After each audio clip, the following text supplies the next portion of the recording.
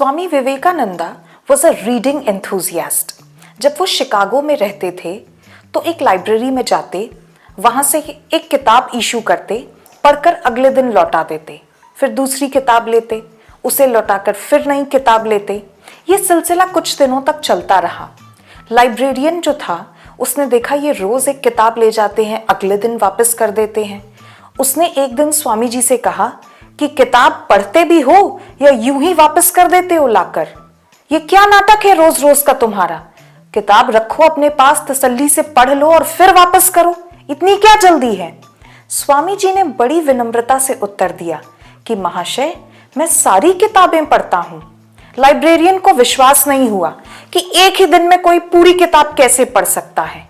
स्वामी जी ने कहा कि महाशय, मैंने जितनी भी किताबें ली हैं, आप उनमें से किसी से भी मुझसे प्रश्न पूछिए, मैं आपको ठीक उत्तर दूंगा।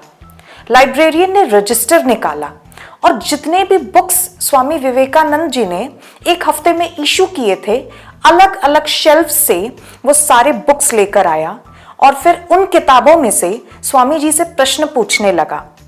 स्वामी विवेकानंद जी ने उन प्रश्नों का सटीक उत्तर तो दिया, पर साथ ही पेज नंबर्स भी बता दिए कि ये टॉपिक किस बुक के किस पेज नंबर में है।